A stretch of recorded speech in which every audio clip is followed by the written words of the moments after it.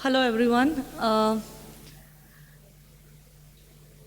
काल जे लोक नव्हते त्यांच्यासाठी माझा थोडासा परिचय देते. मी education wise I am an architect. मी आर्किटेक्ट आहे. मी 15 वर्ष आर्किटेक्चरची प्रॅक्टिस केली.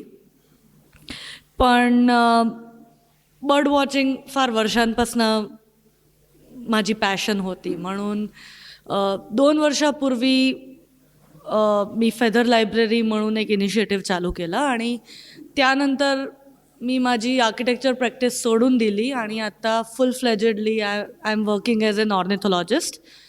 अँड मी national centre for biological sciences बँगलोरमध्ये क्युरेटर म्हणून आता काम करते आहे. ऑफकोर्स काल जे लोक होते आणि आज पण मी साऊंड पण रेकॉर्ड करते, मी फोटोग्राफी पण करते, मी सगळंच करते. Basically birds are my life. So I live for birds actually. So it's just आणि मी अख्खा प्रेझेंटेशन मराठीत नाही देऊ शकणार, म्हणून it's going to be a mixture of English and Marathi. जिथे तुम्हाला नाही कळलं तिथे मला नंतर विचारा, मी ट्राय करीन ट्रान्सलेट करायचं. थँक्यू. सो बर्ड्स, वरती जे लिहिलं आहे ते बर्ड्सची ॲक्च्युली सगळ्यांना पॉइंटर दिसतं आहे का लाल? हो. ते बर्ड्सची डेफिनेशन आहे. फेदर्स असतात, बीक्स असते, एग्ज ले करतात वगैरे वगैरे, जे काही what makes bird a bird. But I would like to differ that, which I will come in the next slide. बट बर्डची टेक्सॉनॉमीसाठी जर एक लाईनीत जर सांगायचं असेल तर आपण जे म्हणतो बर्ड्स, ते बर्ड्सची स्पीशीज असते. प्रत्येक स्पीशीज टिपिकल जीनसमध्ये असते. Genus is part of a family and family is part of an order. आणि हे सगळं एकत्र होऊन एव्ज म्हणून क्लास येतो ॲनिमल किंगडमचा, ज्याच्यात सगळे बर्ड्स मोडले जातात. दुनियेत 10,000पेक्षा जास्ती बर्ड स्पीशीज आहेत आणि स्पीशीजच्या अजून एक लेयर खाली गेलो तर सबस्पीशीज येते. म्हणून दुनियेत 10,000 सबस्पीशीज आहेत, जे 249 फॅमिलीजमध्ये डिस्ट्रीब्युटेड आहेत. इंडियाची बात केली ॲज ऑफ नाव, आजसाठी तर इंडियामध्ये 1300, I don't know what that was, 1358 species are there. 81 species अशा आहेत जे नुसता इंडियात आहेत, which includes great Indian bustard for example, which are endemic to India. म्हणून कोणालाही हे 81 स्पीशीज बघायचे असेल तर दुनियाभरामधून त्यांना इंडियाला यावाच लागेल, नाही तर ते लोक नाही बघू शकणार. तसे एंडेमिक 81 स्पीशीज आहेत. 114 फॅमिलीज आहेत. म्हणजे 249मधून 114 फॅमिलीज नुसते इंडियामध्ये आहेत, राईट. आणि 293 जीनस, जेनरा 293 जीनस म्हणजे जे स्पीशीज नंतर जे येतं ते. बेसिकली इंडिया डायव्हर्सिटी वाईज दुनियेत 3rd नंबरवर येतं. पहिलं साऊथ अमेरिका येतं, दुसरं आफ्रिका येतं आणि 3rd is India. The point is that we are sitting on a gold mine. If we only talk about birds, then also we are sitting on a gold mine, which we are not realizing.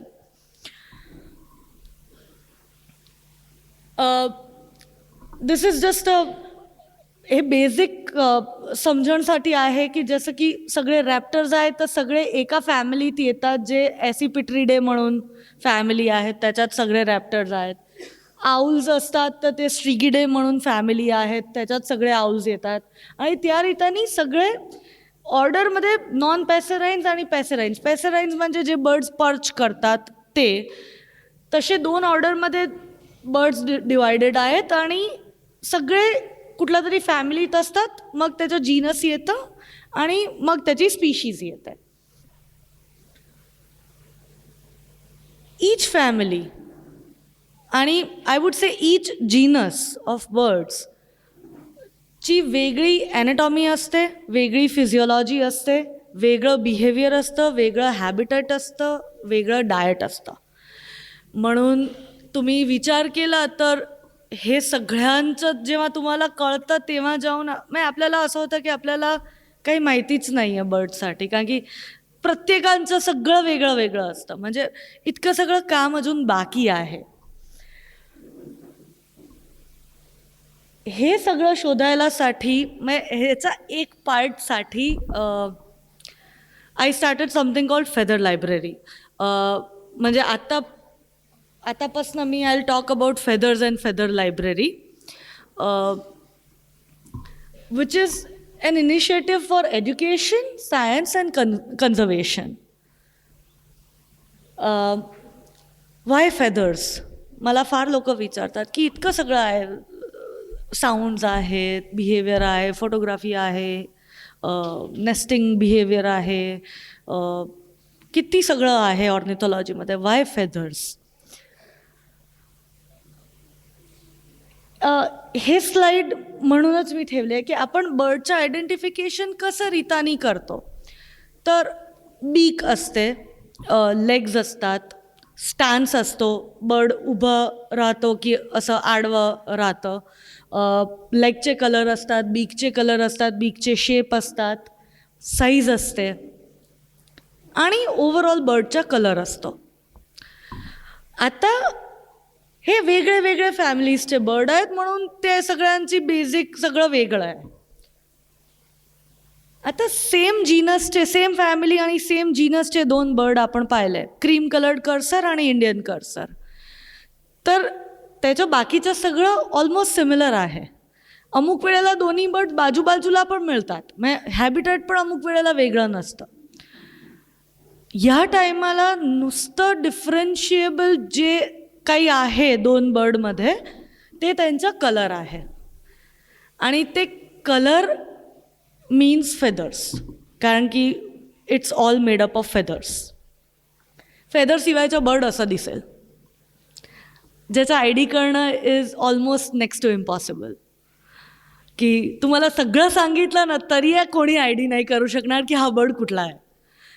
मग फेदरशिवाय bird I D करणं is impossible, and that is why feathers are what makes a bird a bird.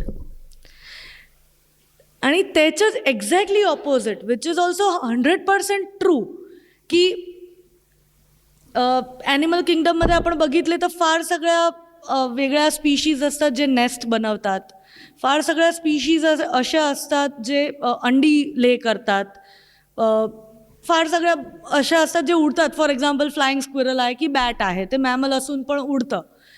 Feathers are the only thing जे नुसतं बर्डसाठी limited आहे. तुम्हाला कुठूनही feather दिसलं की ते कुठलं तरी बर्डमधूनच आलं आहे आणि दुसरं कुठूनही नाही आलं आहे, ते गॅरंटी सकट आपण सांगू शकतो. मग बर्डसाठी फेदर्स आणि फेदरसाठी बर्ड, ते it's like basically you can't differentiate between the two, and that's why the importance of feathers.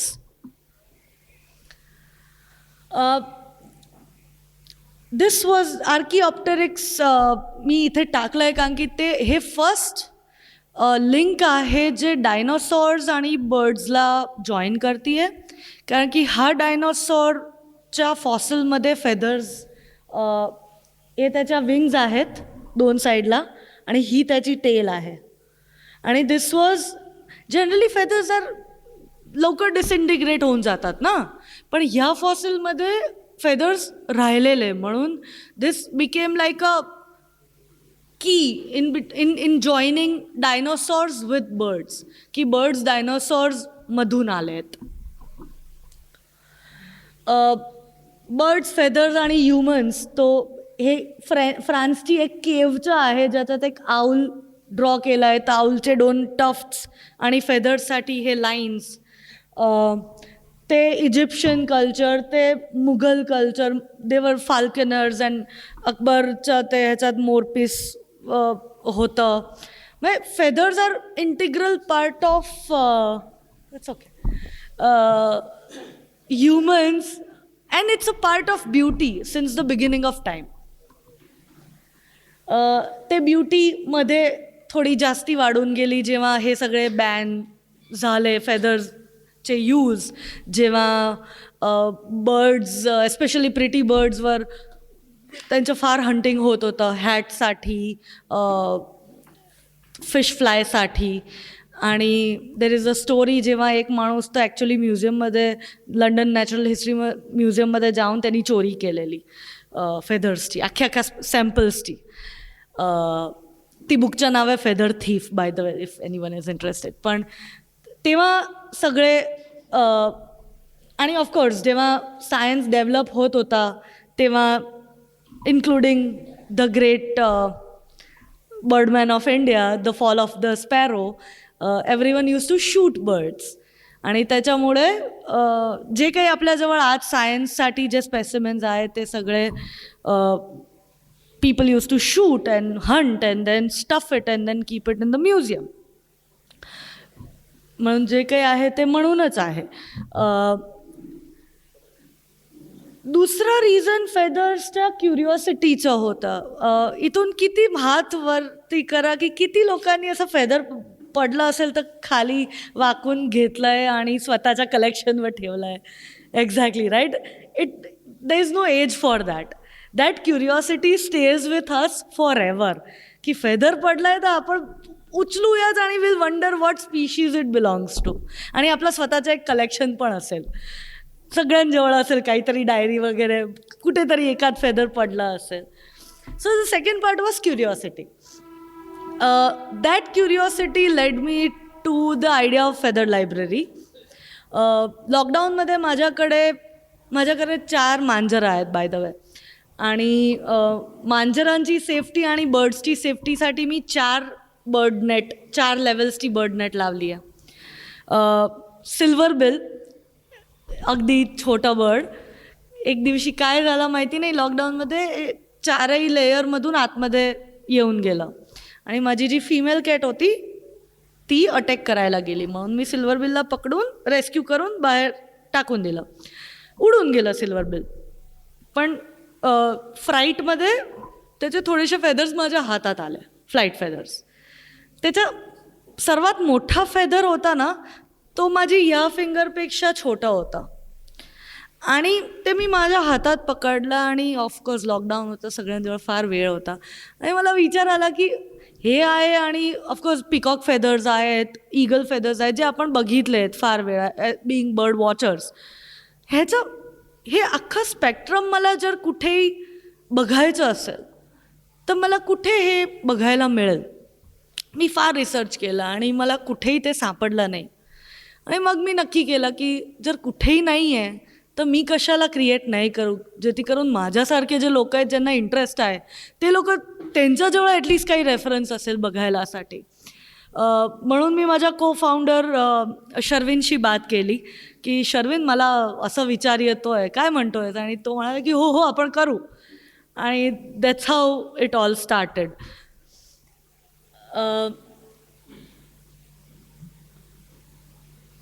आपल्याला सगळ्याला माहिती आहे की बर्ड ची संख्या कमी होत चालली आहे. There are many reasons. एक रिझन आहे तसं पण नाही आहे, त्याचे फार सगळे रिझन्स आहेत.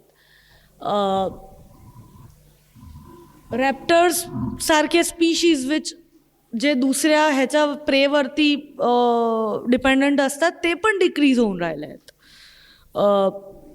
म्हणून ह्या सगळ्या वस्तूसाठी specimens are one way to find out की काय रिझन आहे. तुमच्याजवळ जेव्हा स्पेसिमेन म्हणजे पॉयझनिंगमुळे की पेस्टिसाइड्समुळे किती सगळे ग्रेलेग गूज पॅडी फील्डमध्ये जातात आणि पॉयझनिंगमध्ये ते मरतात आणि ते आपल्याला कळत नाही जोपर्यंत त्यांचा PM होऊन त्याचा रिपोर्ट बाहेर नाही येत तोपर्यंत. So specimens itself are a very important thing for science and the future of science.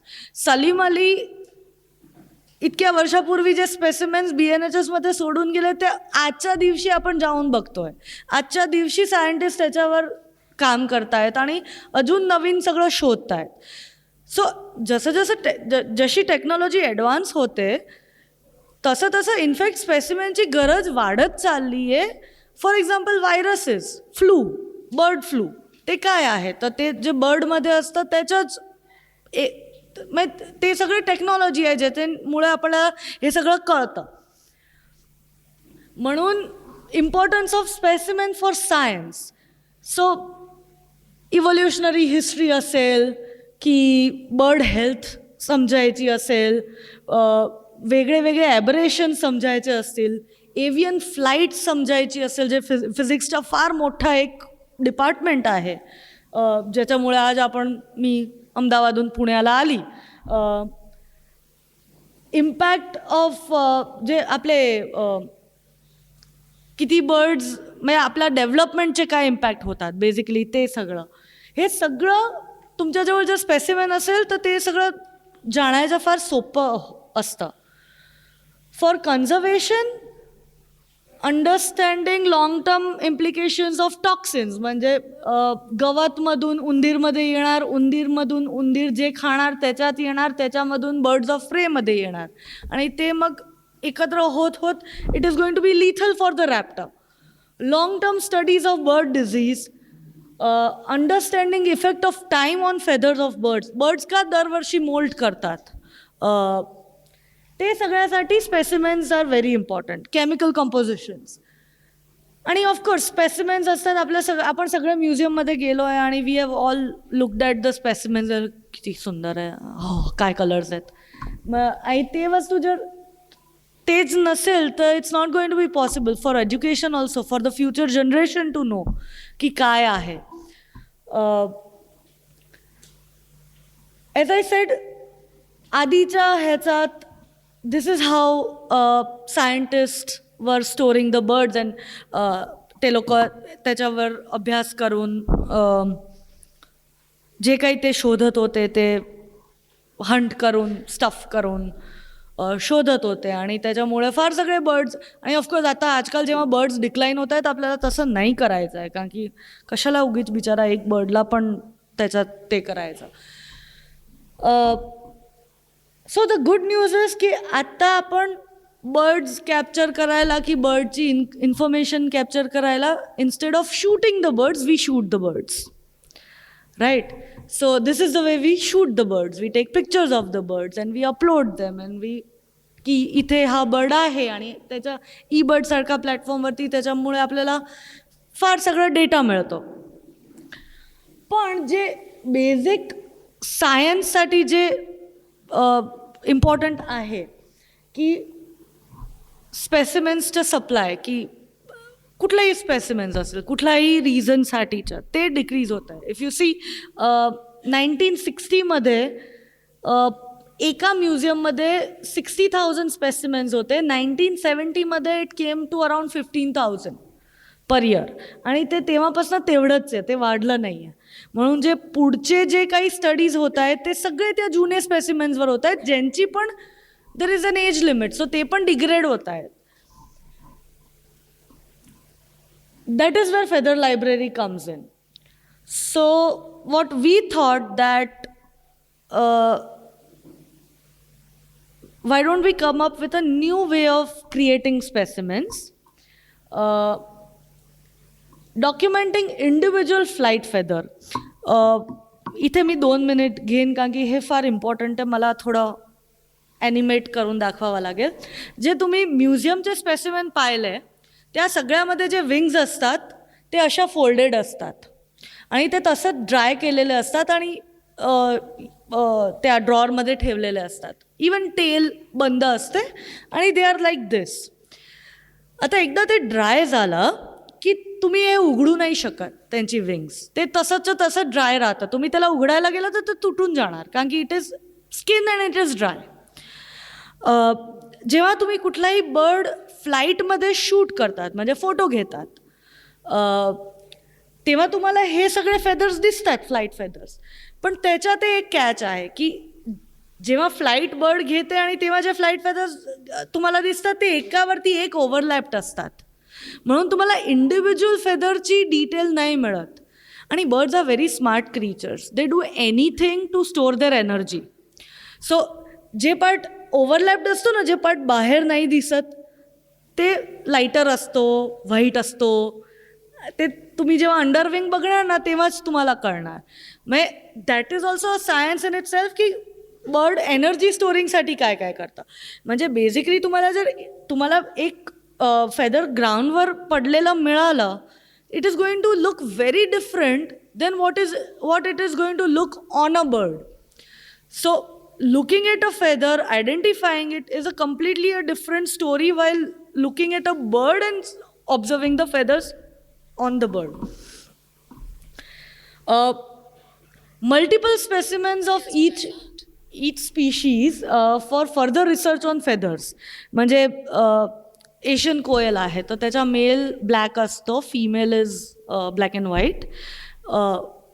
तरी त्यांचे flight feathers are very similar if you look at the flight feathers. And unless and until you have multiple specimens त्याच्यावर analysis करणं फार अवघड आहे.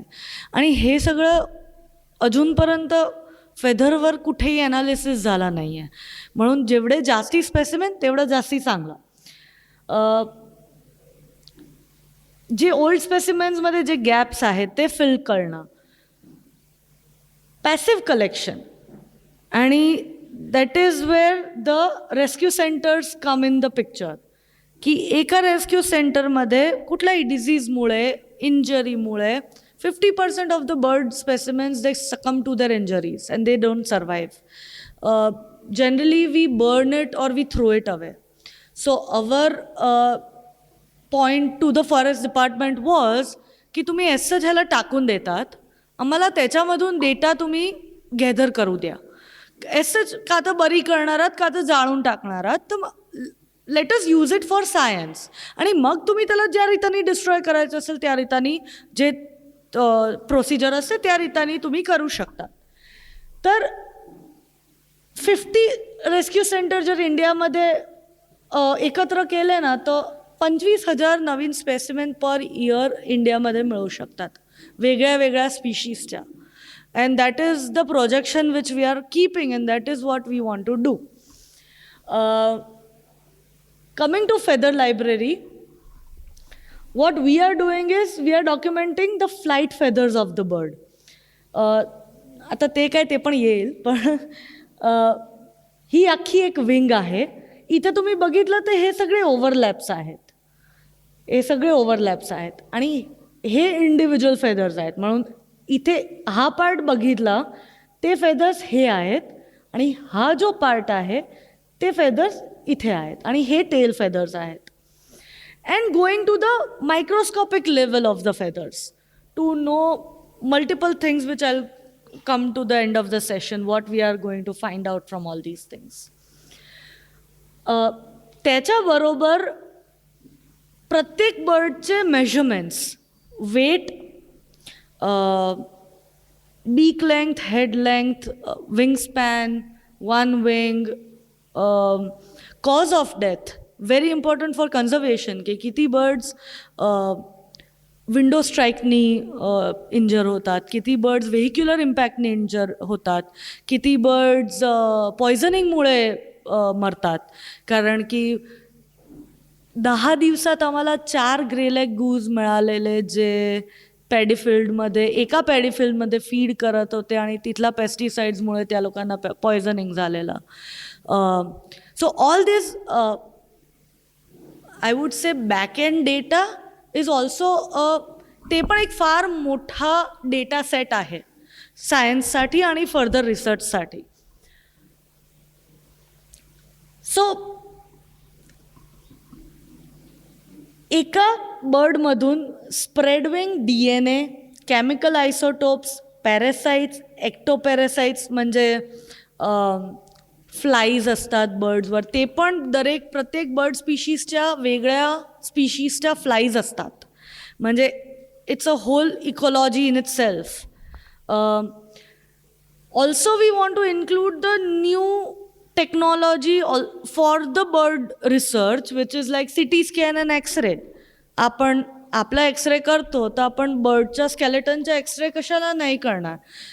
Generally लोक स्केलेटनचे अख्खे स्पेसिमेन्स बनवतात, पण जेव्हा आपल्याजवळ टेक्नॉलॉजी आहे तर वेट्सला फ्युचर जे वेट्स आहेत जे बर्ड्सला ट्रीट करतायत त्या लोकांना क्लिअर कट प्रत्येक स्पीशीजचं पूर्ण स्केलेटन मिळेल की अच्छा हा बोन इकडून इथे येते इथे इंजरी आहे की what ever it is.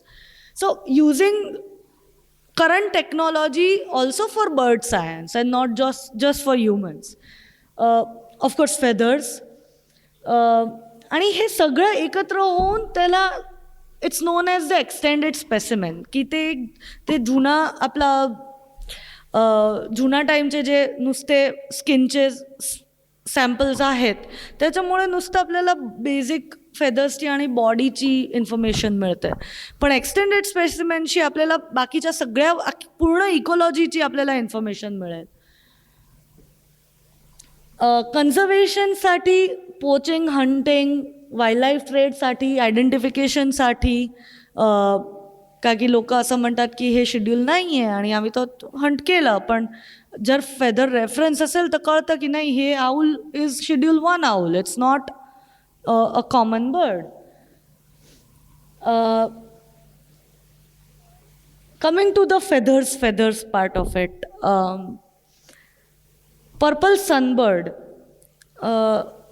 Any guesses या बर्डवर किती feathers असतील?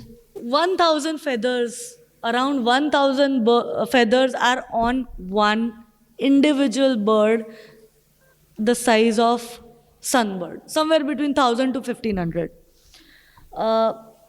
Largest bird of India, Sarus crane. त्याच्यावर किती feathers असतील? Same? Any other guess? Lesser than that. Around 25,000. So just imagine, प्रत्येक पक्षी तुम्ही बघतात त्याच्यात सर्वात लहान जो पक्षी आहे त्याच्यावर 1000 feathers आहेत वेगळ्या वेगळ्या प्रकाराचे. So the range is from 1000 to 25,000. Just imagine the number of feathers which we are looking at daily. हे आणि feathers आर सो इम्पॉर्टंट कारण की आपले किती सगळे नाव बर्ड्सचे त्याच्यावरती असतात कारण की body parts are basically feathers, contour feathers. आणि red throated flycatcher, red breasted flycatcher, black neck monarch, something tailed something. There's so many names, like half the names of the birds are named after the body part. So if you don't know the body parts, it's like हा नेप लिहिलेला आहे पण मी बघायचा कुठे असं होतं. आणि that's why it's very important. आणि all the body parts of the bird are made up of feathers, everything, including, I'll come to that, I won't say it right now. Head नुसतं बघितलं तर हे सगळे नुसते हेडचे पार्टचे नाव आहेत. ब्लॅक लोर्ड टिट, मग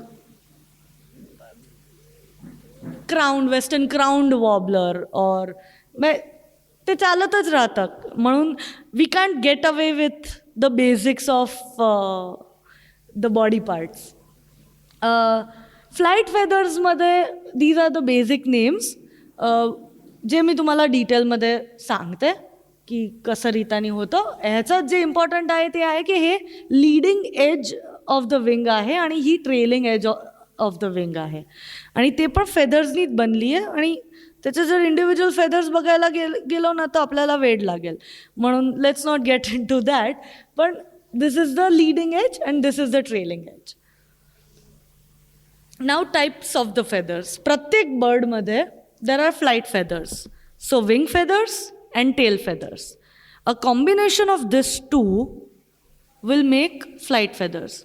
जर विंग फेदर नसेल की टेल फेदर नसेल तर बर्ड उडू नाही शकणार, कारण की टेलनी ते डिरेक्शन ते करतं आणि of course wings are essential for flight.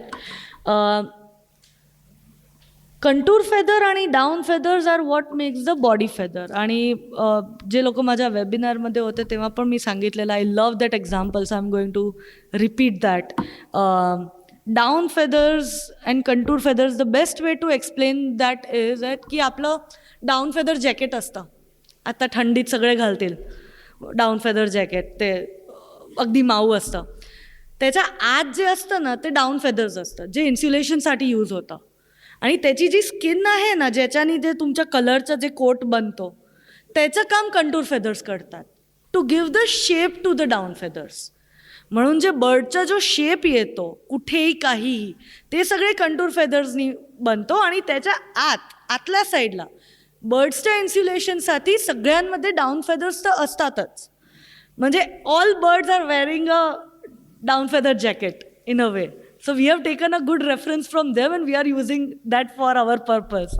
So आपण तर ओरिजिनली काहीच नाही करत. But that is the best definition of down feathers and contour feathers. आणि माझ्या इंटरेस्टचे 2 फेदर्स, सर्वात इंटरेस्टिंग 2 फेदर्स, ब्रिसल्स आणि फायलोप्लुम्स, जे सेन्सरी फेदर्स आहे, ज्याच्यासाठी फार कमी लोकांना माहिती आहे की ही वस्तू आहे काय, ते मी तुम्हाला एक्सप्लेन करेन. पण ते दुसरे 2 टाईपचे फेदर्स आहेत, ते पण प्रत्येक बर्डमध्ये असतात, पण ते दिसत नाही कारण की फार छोटे असतात. म्हणून प्रत्येक बर्डमध्ये हे 6 टाईपचे फेदर्स असतात. समटाईम्स डाऊन आणि कंटूरचं मधलं व्हर्जन अमुक मधले फेदर्स असतात, ज्याच्यात कंटूरचा पार्ट कमी असतो आणि डाऊनचा पार्ट जास्ती असतो. म्हणजे जसं आतून बाहेरच्या साईडला आपण येतो बर्डच्या बॉडीच्या, तसं त्याच्या फेदरची बनावट चेंज होत राहते. पण बेसिकली इन अ नटशेल बर्ड्सचे फेदर्सच्या टाईप ह्या आहेत. Flight feathers, so pied harrier आहे. Wing feathers, tail feathers. Wing फेदर्समध्ये जी ही मधली जी शाफ्ट असते ती ऑफ सेंटर असते, म्हणजे ते कुठल्या साईडची विंग आहे त्याप्रमाणे ती चेंज होत राहते. टेल फेदर्समध्ये जे सेंट्रल टेल फेदर्स असतात त्याची शाफ्ट स्ट्रेट असते, त्याचा शेप पण थोडंसं असं हाऊ डू आय से, अमुक बर्ड्समध्ये पॉइंटेड पण असतं, म्हणजे there is no way to generalize, but generally it is like squarish टाईपचा असतो compared to the wing feathers. अमुक बर्डमध्ये त्याचं उलटं पण असतं, म्हणजे आय कांट जनरलाइज, पण जनरली 80% बर्डमध्ये असं असतं, I would say, to be safe. आणि जसं जसं तुम्ही सेंटरमधून बाहेर जात चाला तशी तशी ही जी सेंट्रल वेन आहे ती बाहेरच्या साईडला शिफ्ट होत राहते. बेस्ट एक्झाम्पल हे आहे.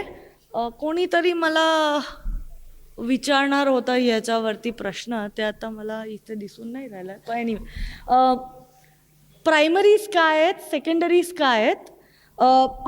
तुम्ही बर्डची ॲनाटॉमी बघितली ना, तर विंगची बात जर आपण करू तर आपला हात लक्षात ठेवायचा. शोल्डरमधून इथपर्यंतचा जो बोन आहे आपला ह्युमरस, तो बर्डच्या आतमध्ये असतं इथे.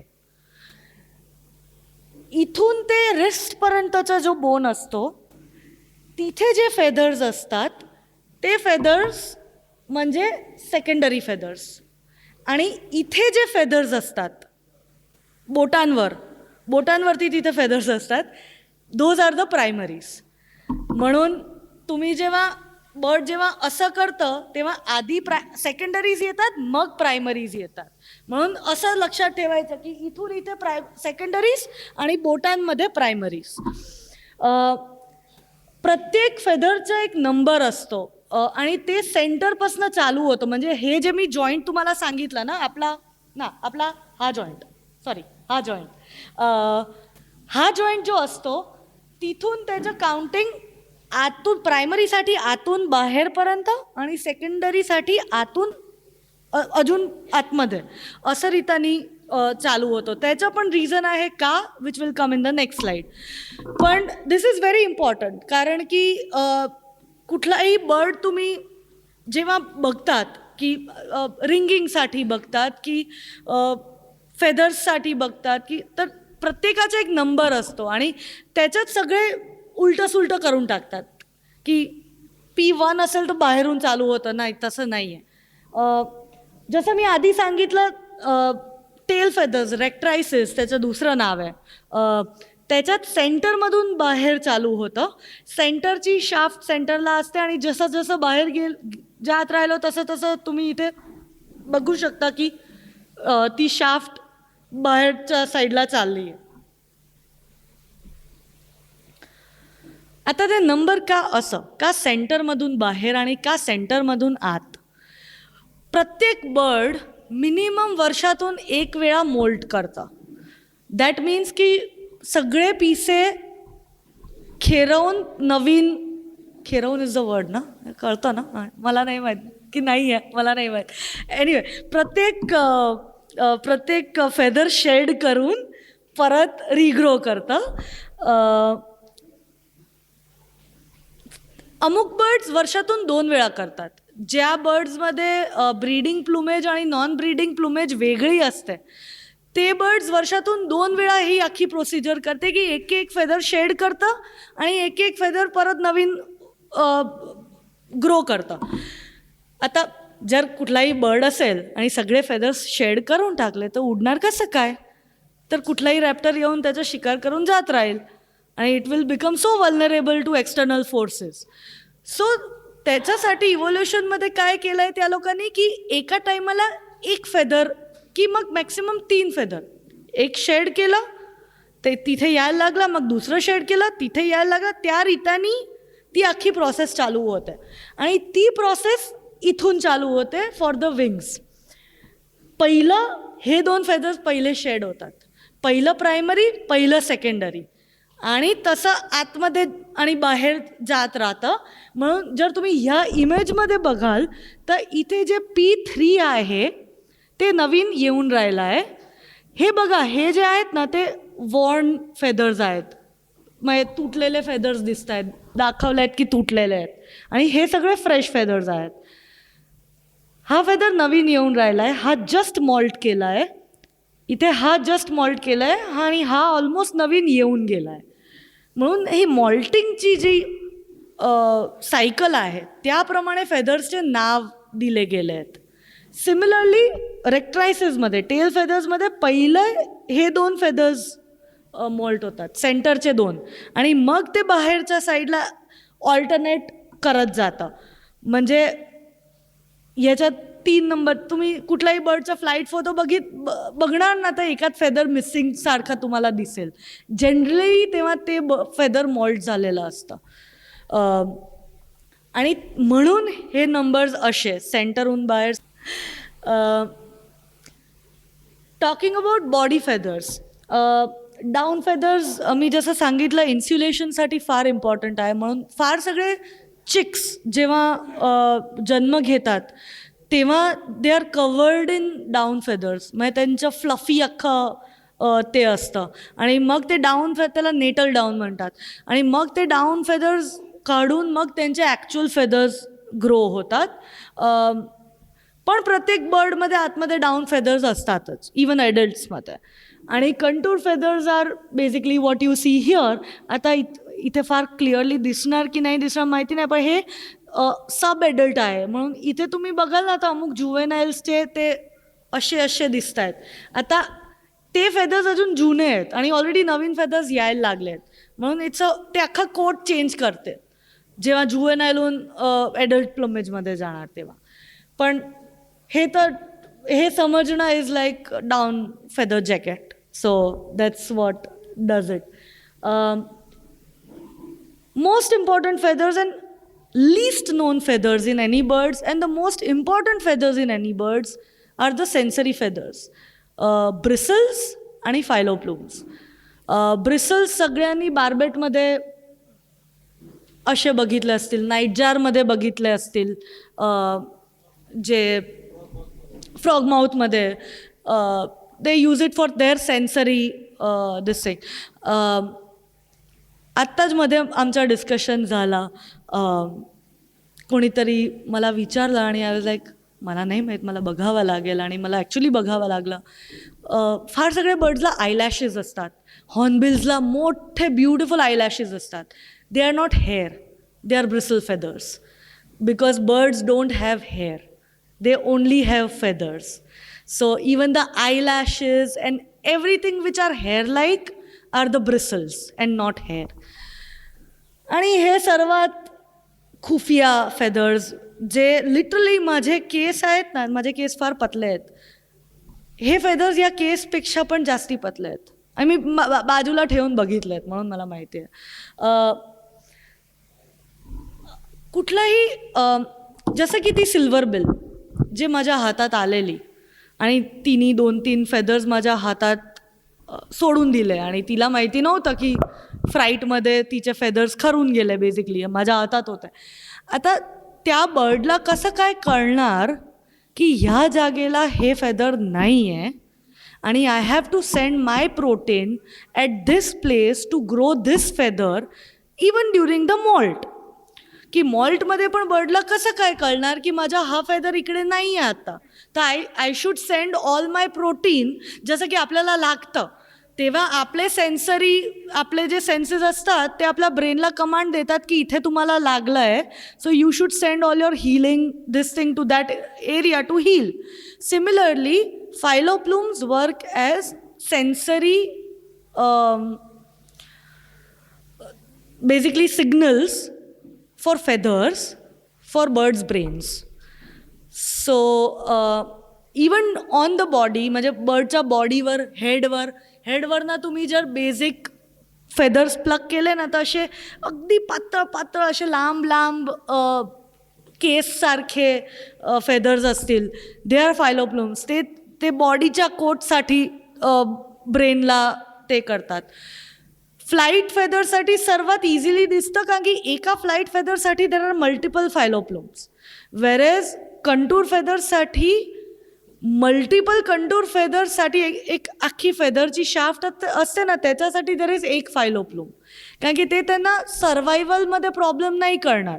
इथे चेस्टचे अमुक फेदर्स नसतील तर त्यांना सर्वायवलसाठी प्रॉब्लेम नाही होणार, पण जर फ्लाईट फेदर नसतील, जर बर्ड उडू नाही शकणार तर त्यांच्या सर्वायवलचा प्रश्न येतो. म्हणून फ्लाईट फेदर्ससाठी प्रत्येक फ्लाईट फेदरचा हे टेलचा फोटो आहे जिथे बाकीचे कवर्ड सगळे काढून टाकले आहेत.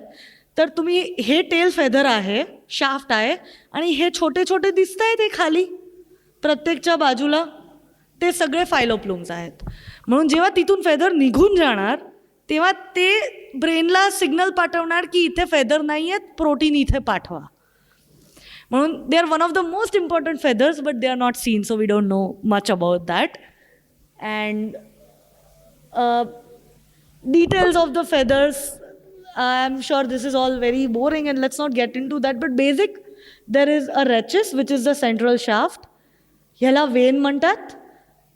हे खालचा जो पार्ट असतो जिथे ते फेदरी पार्ट नसतो आणि नुसती ती दंडी असते त्याला कॅलेमस म्हणतात. आणि फार सगळ्या पेपर्समध्ये, फार सगळ्या रिसर्चमध्ये द प्रपोर्शन ऑफ कॅलेमस आणि वेन म्हणजे हे पार्ट वर्सेस हे पार्ट, ते पण प्रत्येक स्पीशीजचा रेशो वेगळा वेगळा असतो.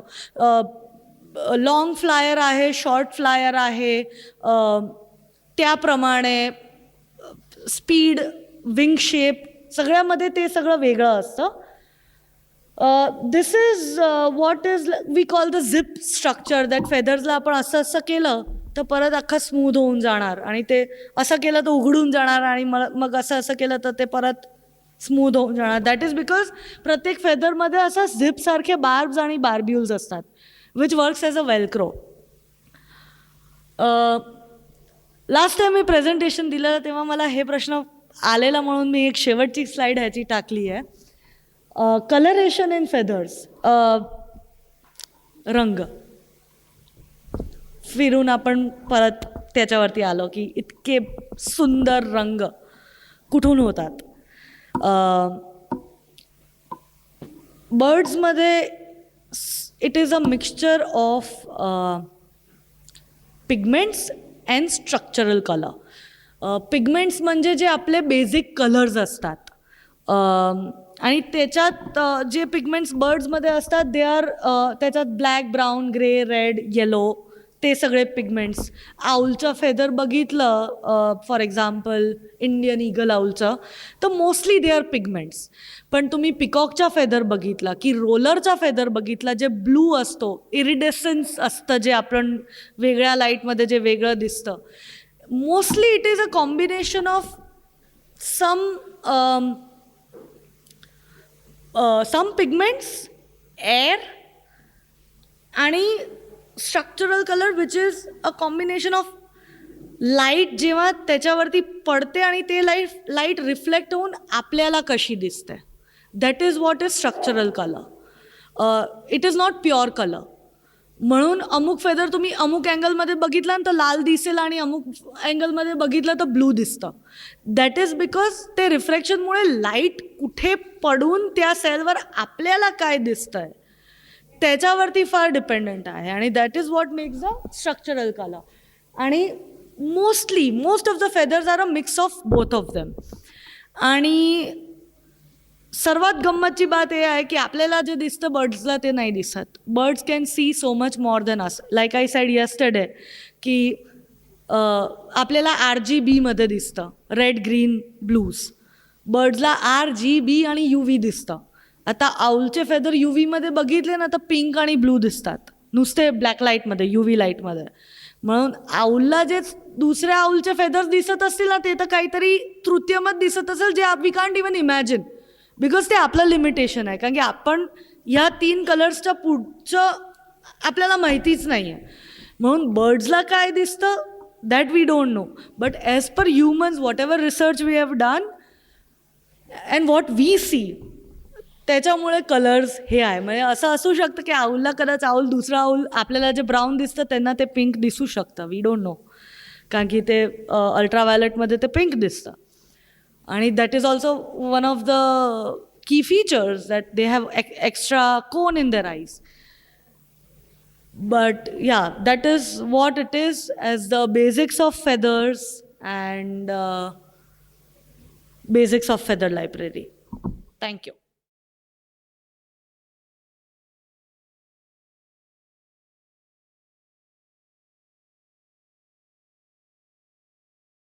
आपण आवाजाविषयी जास्तीत समजून घेतलं आणि आपल्या सगळ्यांचे कान आता अधिकाधिक तीक्ष्ण होत आहेत असं आपल्याला जाणवत असेल. आपण पक्ष्यांचे आवाज, पहाटेचे आवाज हे वेगळ्या पद्धतीने आपण ऐकायला लागलो आहे. आणि आजच्या या सत्रामुळे मला असं वाटतं की आपण पक्ष्यांच्या रंगाकडे पण वेगळ्या दृष्टीने आपण बघायला लागू, पक्ष्यांच्या पिसांकडे पण आपण वेगळ्या दृष्टीने बघायला लागू. पंख असते तर असं आपण मनोगत बऱ्याच शाळांमध्ये असताना आपण लिहिलेलं आहे. पण मला असं वाटतं आज खरोखरच वाटलं की आपल्याला पंख असते तर किती बरं झालं असतं. तर ईशा मुंशी यांचे आभार. त्यांचा सत्कार या आपल्या बर्डसॉंगच्या ज्येष्ठ पक्षी निरीक्षका नयना पाटील, डॉक्टर नयना पाटील या करतायत. तीव्र असा ऑर्थो हे आहे खरं तर, पण तरी पण त्यांनी आर्थरायटिसच्या असूनसुद्धा त्या पक्षी निरीक्षणाला हौसेने सगळीकडे आमच्याबरोबर येत असतात, सगळ्यांना प्रेरणा देत असतात. तर त्यांच्या हस्ते आपण सत्कार करू.